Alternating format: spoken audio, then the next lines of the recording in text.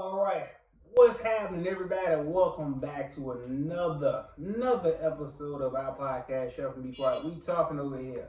Make sure you like, share, subscribe. Instagram, YouTube, Facebook, Spotify, you name it, we there.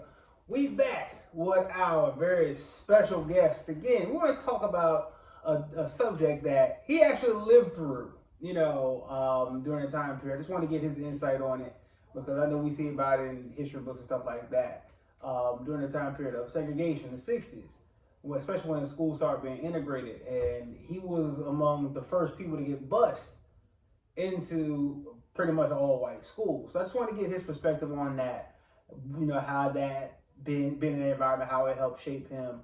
And just see how that story goes from there. So I want to introduce again my pop, the mayor. What's up, everybody? Welcome again to our podcast. Shut up, be quiet. We're talking over here. I'd just like to say thank you for this beautiful day. I thank God for allowing us to come back on the set and to share some things with you all. My son was interested in segregation with the schools, and I was sharing with them about how I first experienced segregation, which growing up I didn't I knew it was black and white, but by the time I got in the third grade, I realized that there was a all-white school because I grew up in the inner city thinking that all schools were black, one or two white people because we were probably 90% black from my elementary schools from the time I started in kindergarten, first grade, second grade, but we moved here to Rankin County. And that just tells you a lot right there from the city of Richmond. And when we got to Rankin County, and they bust us, as they start saying, and this was probably in 1970. I was in the third grade in 1970, and they bust us to a school called Radcliffe Elementary, which is still in existence today on Harvey Road. Radcliffe was all white when we went there until we got there. When I got to Radcliffe in the third grade, there were 3 black people in my classroom. Only 3. Yes, only 3 black people. I have a school picture that I wanted to share, but I couldn't put my hands on it. But I'm going to tell y'all something. Segregation and prejudices was as real then as it is now, probably more realer then. I don't want to call the principal's name, but in the third grade we had a principal, and I don't know if he's still living, but he could have some family members out there, and I don't want to incriminate myself. However, this principal portrayed prejudiceness to kids that we had no idea what prejudice meant and existed, but he would separate the black kids from the white kids even during lunchtime. Jeez. We had to sit on one side while they sat on another side, and this was per instructions from the principal. There was only 3 of y'all. That's it. But that was the rest of the school. He put the black kids on one side of the cafeteria and the white kids on the other. That's it. Because we didn't understand why we could be in the same classroom together, but we couldn't eat together. Yeah, that would make. And this, That is crazy. and even like my brother was in the 5th grade, and he always wanted to be a safety patrol, but they would not allow the black children to stand outside back then with a flagpole and a little badge on to be a safety patrol. So my brother, being my brother, he took the beat up the little white boy, and stayed out there until somebody came and got him.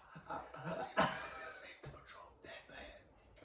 And me, myself, personally, in the third grade, I was very competitive, especially in sports. And back then, we played mostly kickball. Playing kickball one day on the field, my classmates and I, and that's another classroom. And we have one little Caucasian guy that, he just wouldn't do anything. He just stand in the middle of the field. He wouldn't try to catch the ball. When it came time for him to kick, he wouldn't try to kick the ball. So right then, I already had an attitude. Oh no. Serious attitude with him. Yeah, because they ain't gonna do nothing. Because they knew he wasn't going to catch it, and they was Get all the points. getting all the runs here. And so I finally got fed up, and they kicked the ball to him, and he just let it go over his head. He didn't even try to catch it or nothing. So my brother was already, mind you, in trouble. For being safe, but Beating up the safe trouble. Well, I got in trouble on the very same day for choking out the boy. wait. For choking out the boy that did not catch the ball. And I was like, you know what? Enough is enough. So yeah, so both y'all got in trouble on the same day. And that same very principal had both of us in back then the teacher's lounge or whatever, and told us we wasn't gonna eat no lunch. We weren't gonna do nothing. Mind you, this is first thing in the morning, 9:30, 10 o'clock, when school just Wait a minute. So hold on. All this happened at the beginning of the day. the beginning of the day, and we had to stay till the bus came. Back then, I don't know, it was 3:30, 3:10, 3:20. So, and we stayed in this one room. The principal like locked us up with no lunch, no nothing. Well, my brother being my brother, they had this soda machine and the nap machine in there. And my brother figured out a way, which, like I say, my brother being my brother, very innovative and creative. And he found a way to get us something to eat. We drunk Coca-Cola sodas and ate naps all day. And ask me how we did it, and I'll tell you. But I don't want nobody out there to try this at home. Anyway, back in the day, you could, push put your money in and push the button you want. Well, what my brother did is he would take a piece of gum, put it on the coin, and put a piece of paper on the coin, and that would strip the machine, and everything would come out all day long. He did it in the soda machine, so we got as many sodas as and he did it in the nap machine and the little bubble gum machine. So See, y'all niggas just having a good time. so when the principal came in and saw all that paper, all I had to do was make up a cry, which was easy for me. Well, yeah, you in third grade. Come on, they can cry about thinking about To get me out of trouble, because I know if I got home, my mama, my granddad, everybody was going to beat us. it. My brother didn't care. When the principal said he was going to, get the ballot back then, they could beat you. Your parents might understand that, it just depends. So when he went and got the ballot and told us he was going to beat us, that's when my brother, being my brother, turned into another person. He pulled out a whole pocket knife on the principal. And then, Well, that was the end of his. no, that was the next time at that school, I That was think. the end of his career at that school. However, I kept on going, but I think I earned a lot of respect after that day. But the white guy started playing kickball like he knew how to play. Well, I would assume so. After he got choked out, like, yeah, it's serious over here. We gotta play this game. And I finished the third grade with straight A's and honor roll throughout the whole school year. Yeah, I was a little smart back then. But my brother had to go to a whole nother school. Oh, but Yeah, because, it was like he wasn't going to take it. But, believe it or not, my brother's best friend was a white boy named Honky.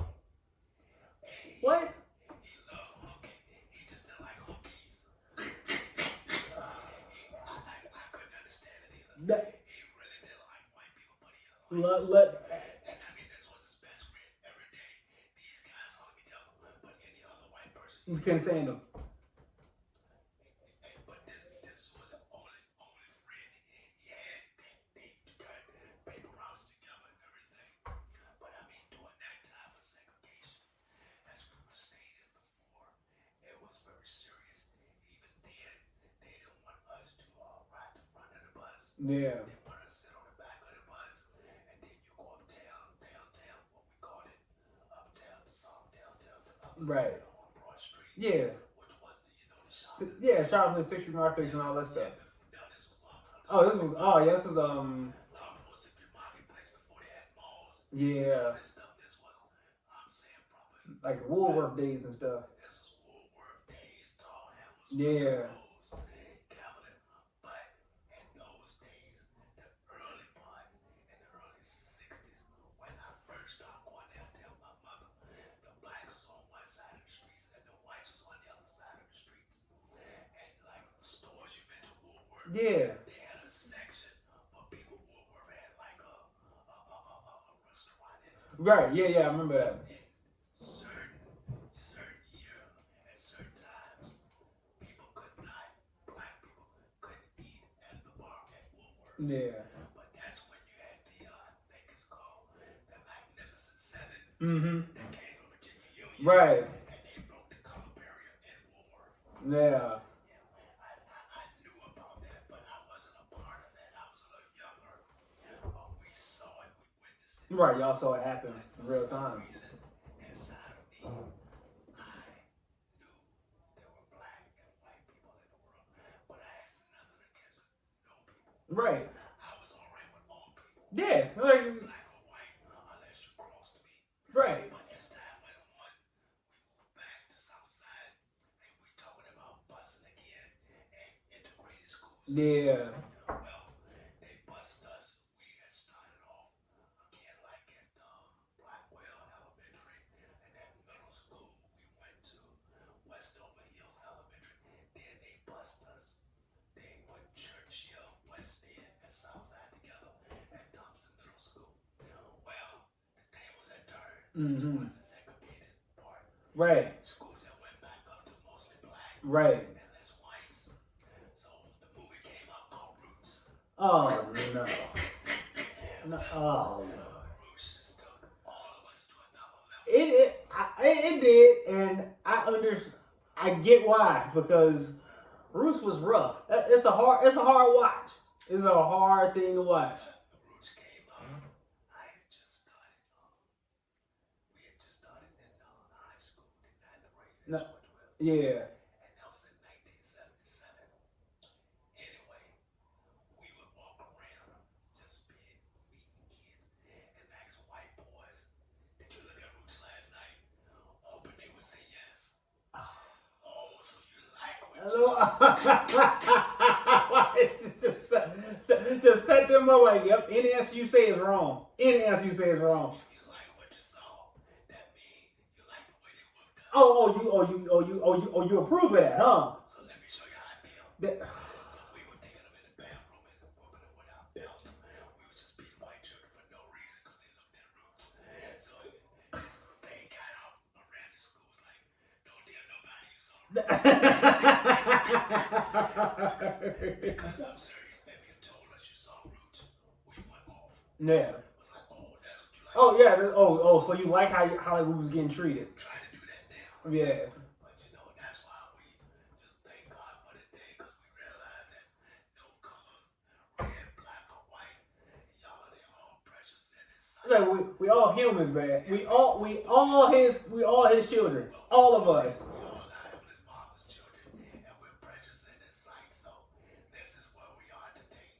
But we do know that racism and everything still exists. And I don't know about this segregation, but to me personally, I think one of the most segregated days of the week or any time is on a Sunday or church. You have more segregation in church now than you had when we was going to school with segregation. Mm-hmm. I mean, you used to have some mixed congregations, but most churches up here are black, are Hispanic, or Korean. Yeah. But, you know, everybody has their own religion, but hopefully they're serving the same God. Yeah. Everybody has their own group of people, Right. but hopefully they're serving the same God. You know, I believe that people can worship any form of fashion they want, as long as you're worshiping and serving the one and true living God. And that's the Father of creation. And that's Jesus Christ. And that's His Father, our Father. If you don't worship Jesus Christ and you don't think Jesus Christ is the Savior, then, you know, I don't have a problem with you. That's your belief. But that's what I believe. But I still believe that there's prejudice in the church world. Yeah. And that this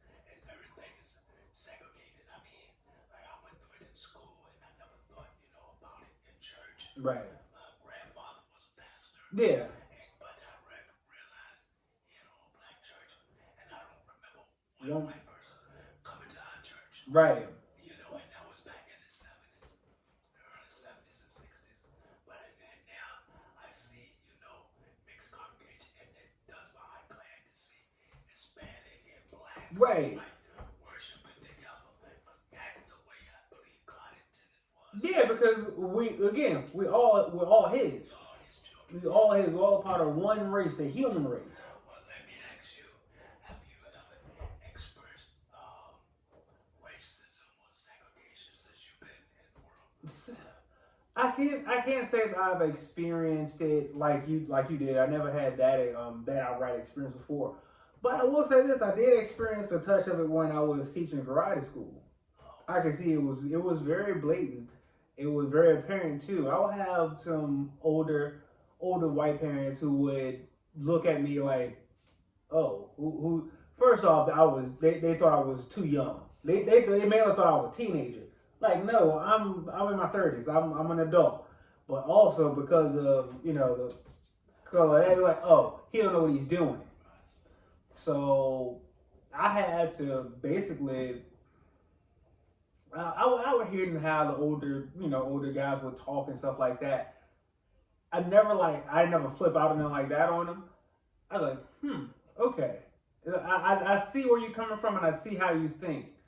Let me show you, like, you got to change your way of thinking, because one, I ain't that. Two, I know a lot of black people, any other people that ain't that either. So after a while, they're like, oh, he does know his stuff. Maybe I should just be fair.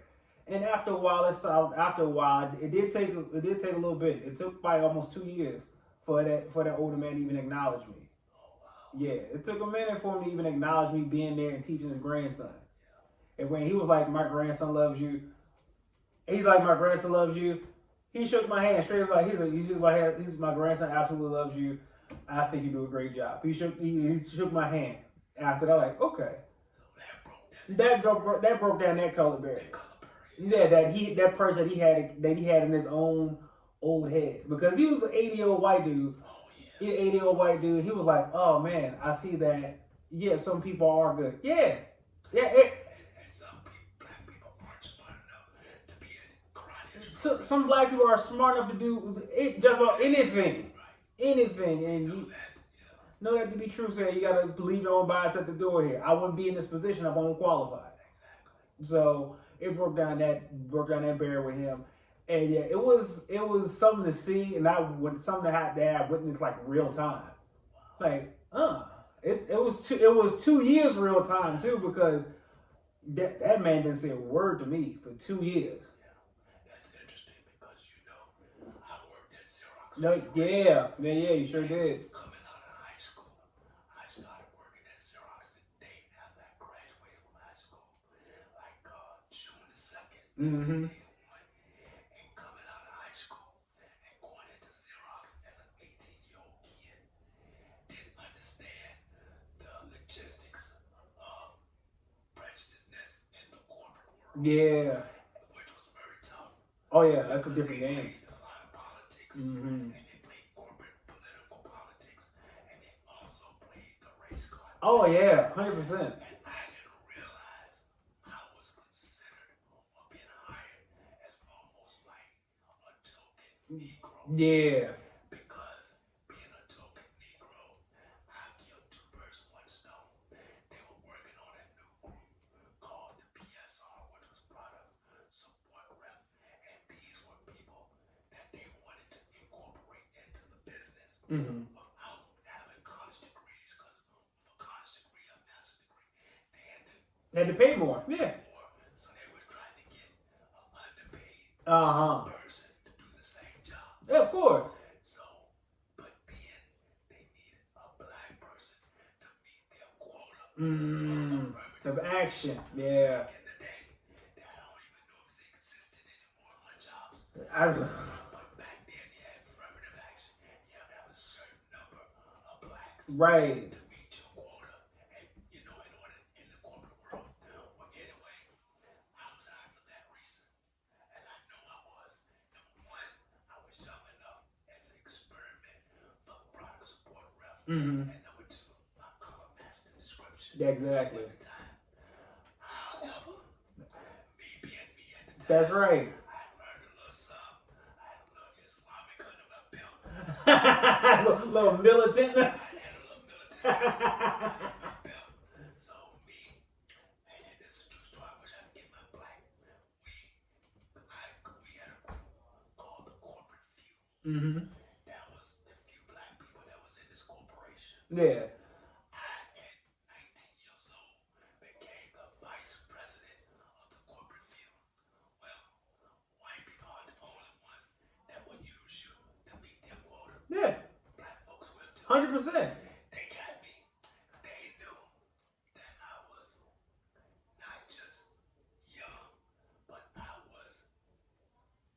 not gonna say crazy, but I was militant enough and wasn't afraid and didn't know enough about the politics Mm-hmm. in the corporate world that put me in charge. Yeah.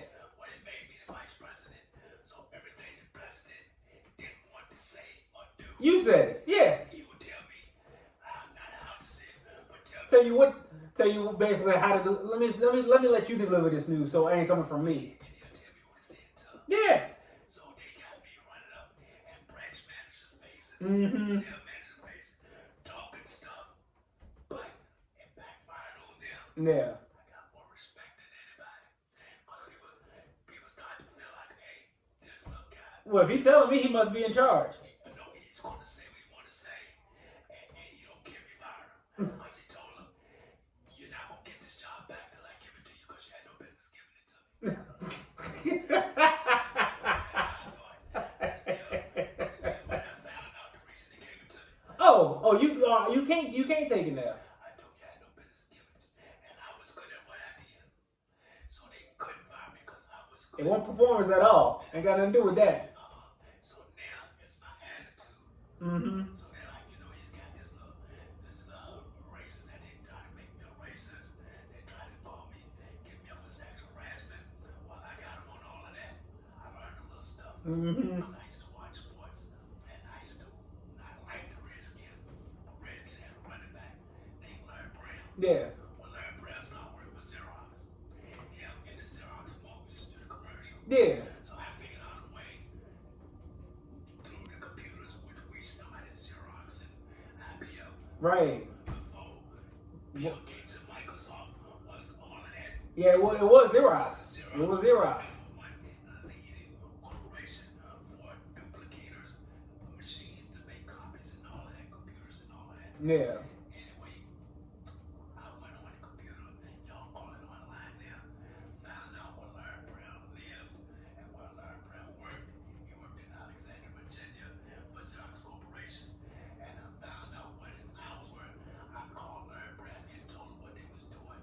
He said, let me call Ray Wilkes. I said, who is that? He said, Ray Wilkes is the president of Human Resources. Ooh, man. For the entire region, including Richmond. I was like, okay, and these were brothers. I was like, okay. All right. I got some brothers on my side.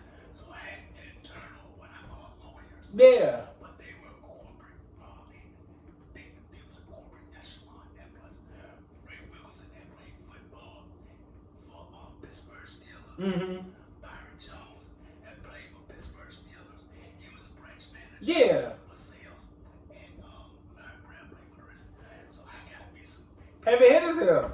heavy hitters that knew corporate world Right. and knew about the prejudices in the corporate world. Yeah, because they face it too. And when they tried to set me up for sexual harassment, Mm. I called them, but they told me, you don't need us. That's why they said, how is your relationship with the other women on your job outside of the one that tried to accuse you of sexual harassment? I said, I have a good rapport with all of them.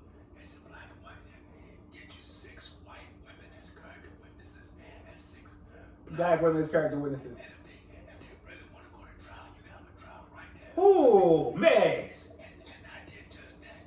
Shut it all up. I got 6 character witnesses, and all women, and white, and 6 black character witnesses. And we had a trial right at work, and I nullified it Right there on the spot. And Ray Wilkerson, he was the boss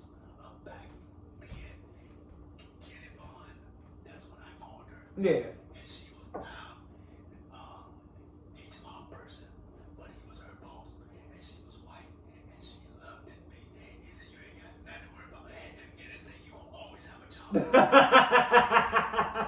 This goes to show, you know, how prejudice games were played. Yeah. And they were playing prejudice games. So by me being, you know, vice president of the corporate field, Right. and I told him, "You're not gonna get this job till I give it back to you." Mm-hmm.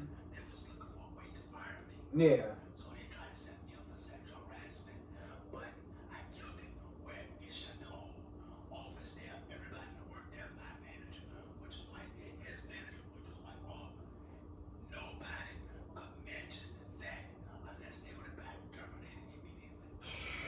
Nobody could walk up to Carlton Murray and They say a thing about it. say a thing about a sexual harassment case. I said, because I was going to sue Yeah. the individual involved and sue the name Xerox for embellishment of character. Mm-hmm. But they embellished my character because that was not me. And that taught me a lesson right then that yes, you do have rights Mm-hmm. as an individual, and that's what people need to know, regardless of what your skin color is. You have rights. Yep, you absolutely do. In this free world called America, the United States. You absolutely got it. You're home but free, and you have rights. Yep. And you have to learn your rights. And if you get put in a position, I'm telling y'all out there in this internet world, and I see a lot of videos, these police videos, don't abuse your rights, but know your rights. Absolutely no. Because if you know your rights, then there's a lot of stuff that you don't get in, you wouldn't have to get in trouble for. Yeah, That they 100%. put you in trouble for. Even when I got on the wrong side of the law, because I knew my rights, I did no jail time. Yeah. Without Without a a, lawyer.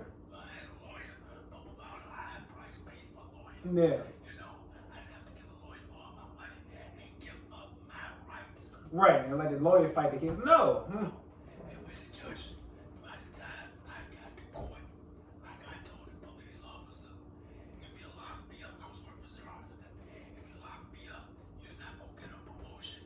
You might get a demotion because my taxes practically pay your salary.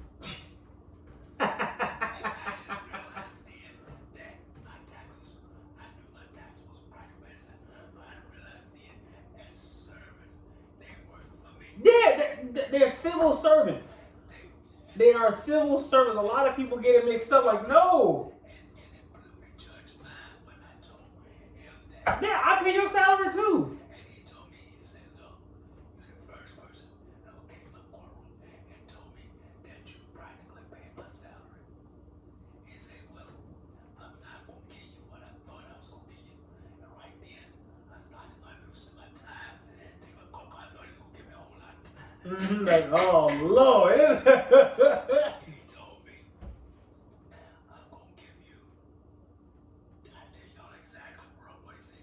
"I'll give you 12 months with a suspended, grant you work release. You can go to work every day like you've been doing, then take care of your family and me." And I said, "Thank you, sir." Thank you. And that's how I got it. He said, "Since you practically pay my salary, you go ahead back. You go back and take care of me. Take care of your family and me." I said, "Well, What we all good there, right? yeah, I had to do no jail time. Work release is like you go and you get out. You go and you get out. Yeah. You know, you go for a half a day. Half a day and I'm out. From 8 to 8, I was at work or at home with my family. I just went to jail to go to sleep to wake up the next day. Because I got to go to work. And that's the way the judge did it, and I loved it. Yeah. And out of that, he granted me 12 months, 10 suspended, which was 2 months. I had to do them little, no, he could 12 months with 8 suspended. I did 78 days. But 78 days, I went to work every day That's right. to make sure he ate and my family ate. Yeah. And they fed me, but I fed them. I fed him, I fed my family. But this is what you need to know. Learn your rights in this world. Absolutely. Learn your rights in this society. Because people will tell you anything. They would. They tell you you don't have a right to that. But in this country, you have a right to everything.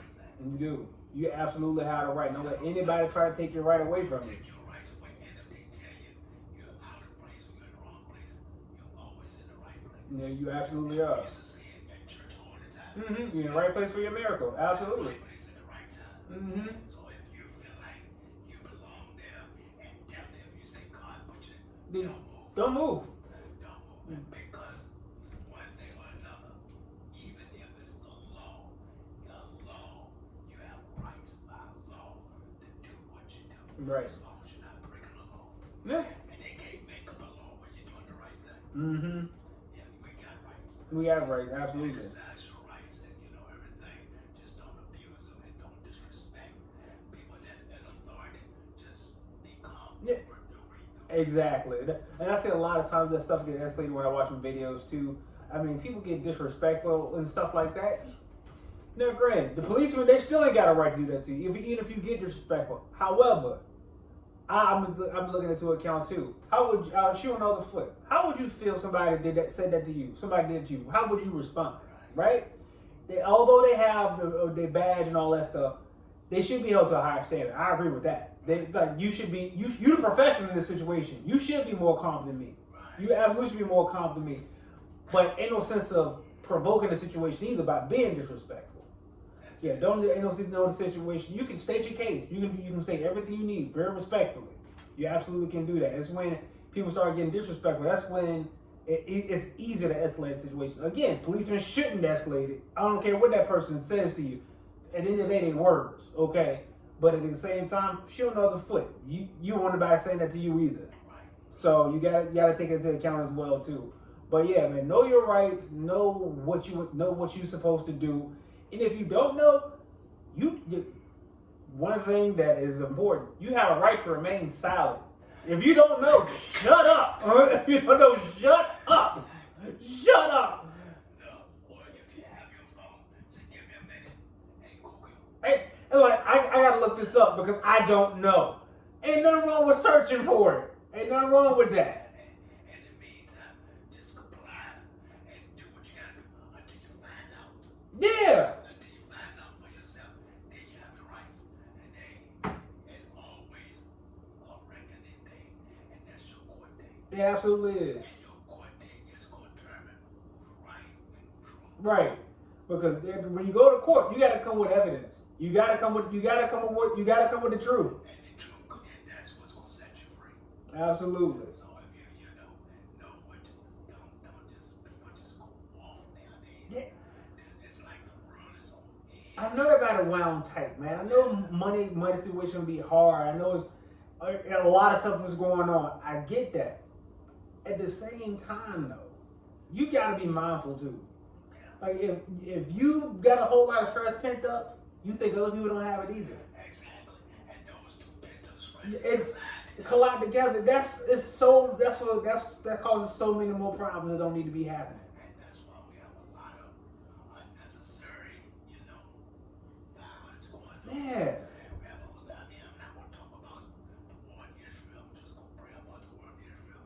Because honestly, I don't know what they're fighting for other than power. Yeah, power and space. I want this because it's mine. I want this because it's mine. That's but since they've been warned in the womb. I'm like, good grief. Warned in the womb since the beginning of time because everybody in third world countries are fighting over land. They fight over resources. Resources that land provides resources. Yeah. So we're just gonna pray that war will cease. But I know that Israel and the Israelites are God's chosen people. So that's a God's job, and the only thing we can do is pray for God to rectify that. Yeah. But as far as our local wars that we have, like you say, if people would just learn to stay calm, listen to what's being said versus hearing what you want to hear. Right. And then that's what makes you respond the way they respond. Exactly. And some people you can't talk with, you can't talk to, but they're gonna try to out-talk you. Right. See, and I hate to target the younger generation, but they're not hard of hearing. They just don't know when to shut up.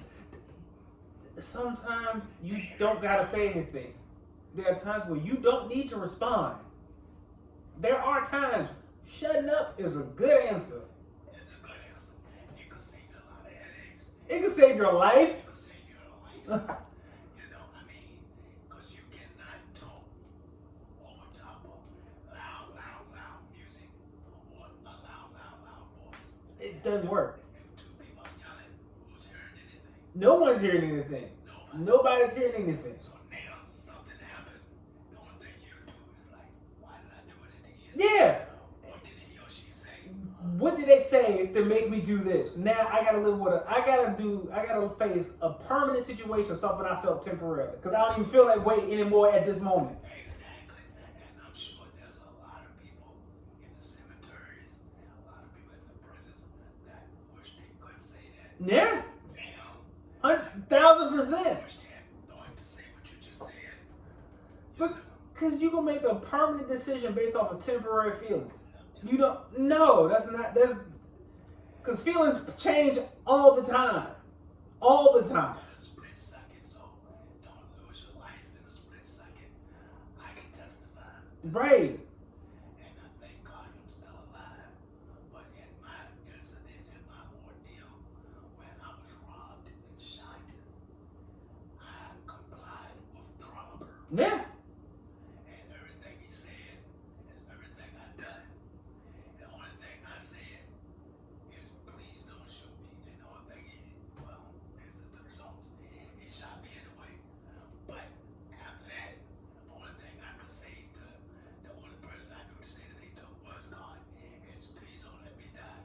Hello, y'all. I'm still here. That's right. And that's almost 35 years ago. That's right. But like I say, if somebody is out to do your partner, or the policeman, or a school teacher, or whoever your supervisor, your significant other, if they are in a heated moment, don't you heat up with them. Please. Try to remain calm until they calm down, because eventually they will. Because you can't argue by yourself. You don't. You absolutely can't. You cannot have an argument by So yourself. if they calm down, then they may hear themselves and realize, hey, I went a little too far. Right. Or maybe you can hear them and understand that maybe they were right. Yeah. Maybe this is why they frustrated. Exactly. So we just gonna ask you all, world, our podcast viewers and our podcast followers, and just calm, just try to live life quiet and peacefully. That's why we say, shut up, be quiet. Well, yeah, because Talking over you. And if you have to use our saying, please and please use it. you're not being rude. No. We're not being rude. We just got something to say, and we know it's worth somebody else hearing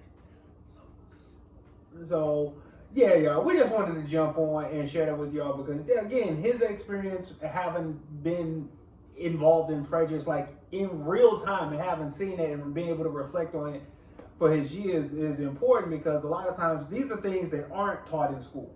This stuff like this isn't anybody's school book. This is firsthand knowledge of a real experience that actually happened in this country. And that's how we understand each other better. By getting these experiences, by sharing with it. I didn't know all this stuff that you went through in school, and we talked about it before, but I know all the details. Yeah, I mean, I didn't give you those details because I was praying and hoping that you would have those experiences. Yeah. Things have changed. But before we leave, I want to give a shout out to Breast Cancer Awareness Month. I'm representing y'all today with my pink on, and I just want everybody out there that knows or have somebody or lost somebody to cancer, any kind of cancer, or somebody that's dealing with cancer. Keep those people in prayer, and let's continue to represent and support Cancer Awareness Month. Absolutely. Yeah. Absolutely. That's near and dear to my heart. I've lost several relatives, and the main one a couple of years ago was my mom to cancer and my pastor. But we definitely want to keep praying for people that are dealing with that situation with their family members or their own personal selves. But cancer is a serious issue in this country. It's a serious thing. That we want to pray that they will finally find a cure for it, or if not a cure, something that will be able Yeah. Cancer is a serious thing. So shout out to all of the breast cancer people, that all the supporters continue to support, continue to pray, and to continue to hold each other up. Yeah. Shout out to all our cancer survivors and all those who had someone experience the devastating loss of cancer too. Hopefully, we can come to a point in this country where we can how would eradicate cancer period, or if it can't eradicate, at least come to a point where we can help people, have something where that person can have a good quality of life while they're dealing with it too. Because cancer's a beast, and it sucks. It absolutely sucks. There ain't no way to put it. It absolutely sucks. It sucks. So anyone who's dealing with that, we're here for you. We're all praying for you too, and may you find comfort in that. But this has been another episode of us talking about stuff. Again, I just wanted to get on here because this real world experience here was something that is true and that was prevalent during that time period. Again, it's not as covert as it is not as overt. I'm sorry, as it is back during the 60s, 70s, and 80s. However, there still are pockets of it there, and I think just having these conversations and actually talking with each other help eliminate that too. Because if we don't talk to each other, how do we know? How do we know? Exactly. How do we know? So let's keep a line of communication open, guys. And it's been real. Another episode in the books. We're gonna holler at y'all. Peace.